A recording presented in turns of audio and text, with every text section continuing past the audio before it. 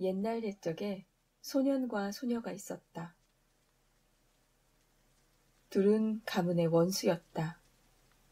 그런데 소녀의 가족이 개최한 파티에 이 덜 떨어진 소년이 몰래 참석했다.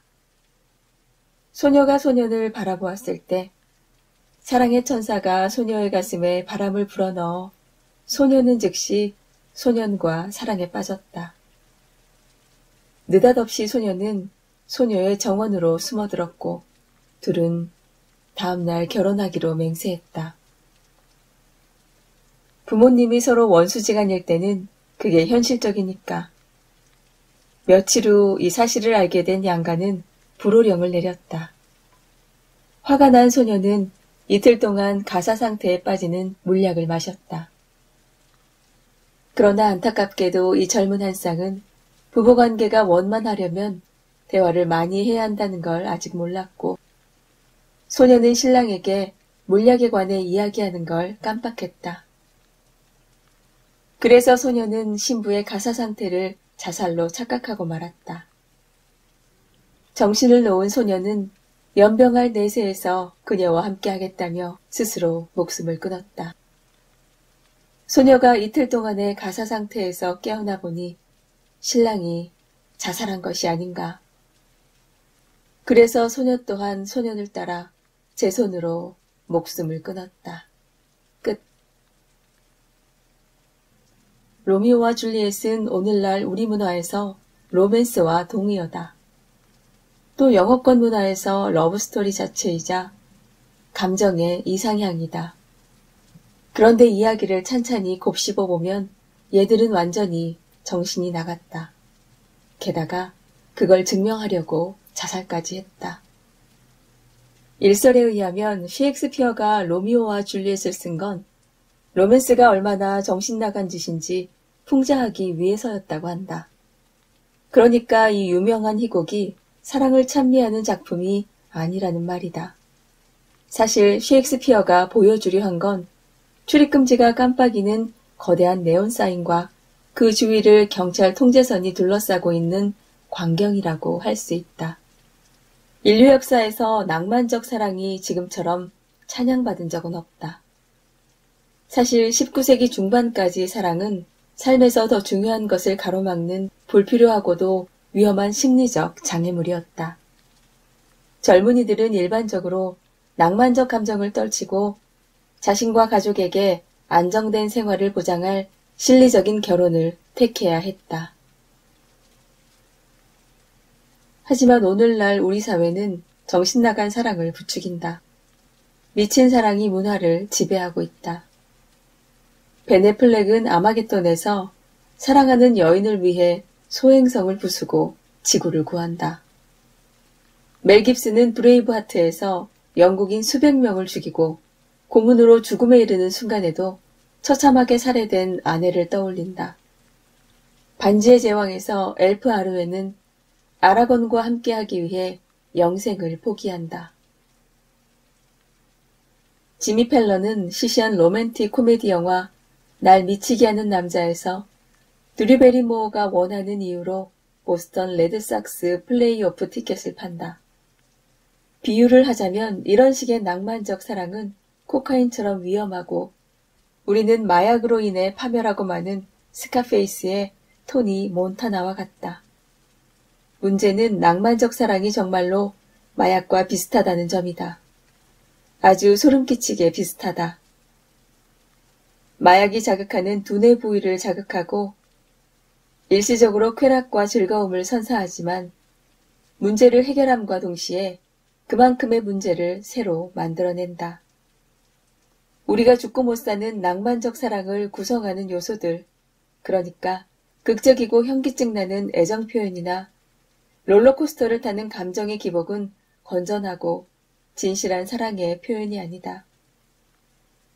사실상 그런 관계를 통해 허세를 표출하는 행위라고 할 수 있다.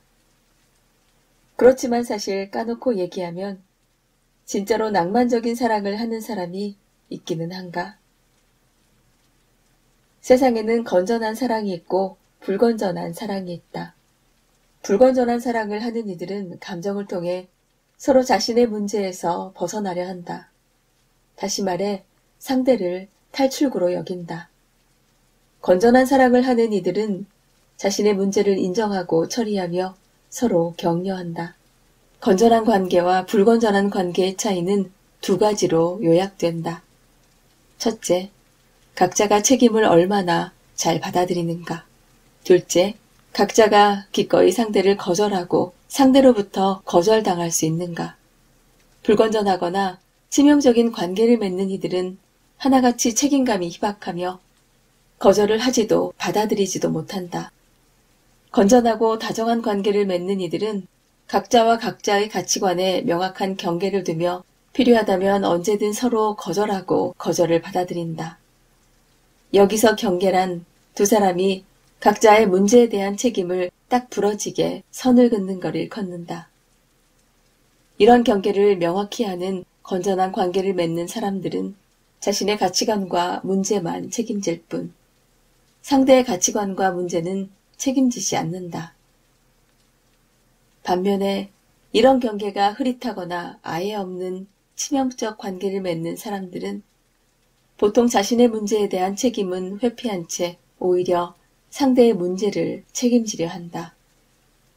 경계가 흐릿하다는 건 무슨 뜻일까? 예를 들어, 친구 만날 거면 나도 같이 가. 내가 질투가 얼마나 심한지 알잖아. 그냥 나랑 집에 있자. 내 직장 동료들은 멍청이야. 걔들 업무를 일일이 챙기느라 내가 맨날 회의에 늦는다니까. 누나 앞에서 나를 바보로 만들다니. 다시는 누나와 함께 있을 때 내 말에 토달지 마. 맘에 드는 일자리가 있어. 하지만 내가 그렇게 멀리 가버리면 어머니가 화낼 거야. 너랑 사귀고 싶긴 한데 내 친구 신디가 알면 어떡해? 걔는 자기가 솔로일 때 나한테 남자친구가 생기면 엄청 불안해한단 말이야. 각 상황에서 화자는 다른 사람의 문제나 감정을 자기가 책임지거나 자기 문제나 감정을 다른 사람이 책임지게 하고 있다. 일반적으로 이들은 관계를 맺을 때 다음 두 가지 덫 중에 하나에 빠진다. 하나, 타인이 자기 문제를 책임지길 바란다.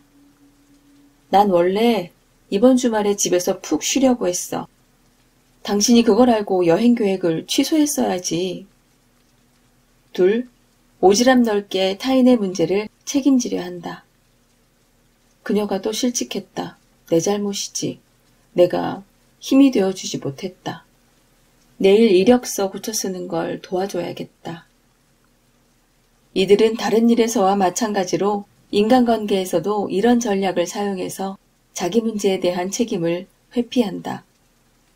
그 결과 이들의 관계는 상대를 진실하게 존중하고 아끼는 행위가 아니라 자기 내면의 고통을 회피하는 행위로 이루어진 연약하고 거짓된 관계가 되고 만다. 이는 연인관계만이 아니라 가족과 친구관계에서도 마찬가지다. 강압적인 어머니는 자신이 살아가며 마주치는 모든 문제를 책임지려 하고 그렇게 자란 아이는 결국 어른이 돼서도 타인이 자신의 문제를 책임져야 한다고 믿게 된다. 감정과 행동에 대한 책임 소재를 분명히 하지 않으면, 즉 누가 무엇에 책임이 있는지, 누가 무엇을 잘못했는지, 어떤 행동을 왜 하는지를 분명히 하지 않으면 절대 자신만의 가치관을 확립할 수 없다. 그저 상대를 행복하게 해주거나 상대가 나를 행복하게 해주도록 만드는 것만이 유일한 가치가 될 것이다. 당연히 이건 자멸이다. 이런 식으로 책임을 흐리는 관계는 타이타닉처럼 온갖 드라마와 불꽃에 휩싸인 채 침몰하기 십상이다. 당신의 문제를 다른 사람이 대신 해결해 줄 수는 없다. 그건 당신을 행복하게 만드는 길이 아니다. 마찬가지로 당신도 다른 사람의 문제를 대신 해결해 줄 수 없다. 이 또한 상대를 행복하게 만드는 길이 아니다. 불건전한 관계의 특징은 두 사람이 자기 만족을 얻기 위해 상대의 문제를 해결하려 한다는 것이다. 이와 대조적으로 건전한 관계의 특징은 두 사람이 상대에게 만족감을 주기 위해 자신의 문제를 해결하려 한다는 것이다. 적절한 경계를 형성한다고 해서 서로 도움을 주고받을 수 없는 게 아니다. 허세꾼들이 자신의 감정과 행동을 다른 사람 탓으로 돌리는 건 자신을 끊임없이 피해자로 꾸미다 보면 결국엔 누군가 나타나 자기를 구원하고 그토록 원하던 사랑을 줄 거라고 믿기 때문이다. 또 이들이 타인의 감정과 행동을 자기 탓으로 돌리는 건 자기가 상대를 고치고 구원하면 그토록 원하던 사랑과 존중을 받게 될 거라고 믿기 때문이다. 이런 치명적 관계의 음과 양이 바로 피해자와 구원자다. 주목받기 위해 불을 지르는 사람과 주목받기 위해 불을 끄는 사람 말이다. 이런 두 가지 유형의 사람들은 서로 강하게 끌리기 때문에 결국 함께하게 된다. 이들은 병적인 측면에서 서로 딱 들어맞는다. 부모 역시 그런 유형의 사람인 경우도 흔하다. 그래서 이들이 생각하는 행복한 관계는 허세와 흐릿한 경계에서 기초하게 된다. 피해자는 계속해서 문제를 만들어내는데 실제로 문제가 그만큼 존재하기 때문이 아니라 문제를 만들면 자신이 갈망하는 관심과 애정을 받을 수 있기 때문이다. 구원자는 계속해서 문제를 해결하는데 실제로 문제를 신경 쓰기 때문이 아니라 관심과 애정을 받을 자격을 갖추려면 다른 사람의 문제를 고쳐야 한다고 믿기 때문이다. 피해자가 구원자를 진심으로 사랑한다면 이렇게 말할 것이다. 이건 내 문제야. 직접 해결할 테니 옆에서 응원해줘.